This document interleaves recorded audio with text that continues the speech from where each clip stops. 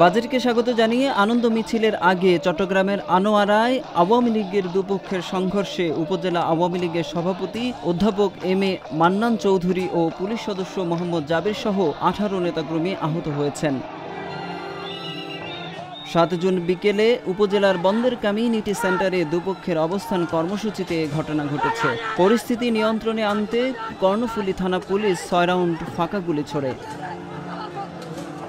জানা গেছে, সরকারের প্রস্তাবিত 2024-25 অর্থবছরের বাজেটকে স্বাগত জানিয়ে সাবেক ভূমিমন্ত্রী সাইফুজ্জামান চৌধুরী জাবেদ এবং অর্থ প্রতিমন্ত্রী ওয়াসিকা আয়েশা খানের সমর্থকরা বন্দর কমিউনিটি সেন্টারে আনন্দ মিছিলের ঘোষণা দেন। কিন্তু সমাবেশের আগেই উভয় পক্ষের নেতাকর্মীদের মধ্যে উত্তেজনা দেখা দেয়। এক পর্যায়ে পুলিশ ঘটনাস্থলে এলেও উভয় পক্ষ সংঘর্ষে জড়িয়ে পড়ে।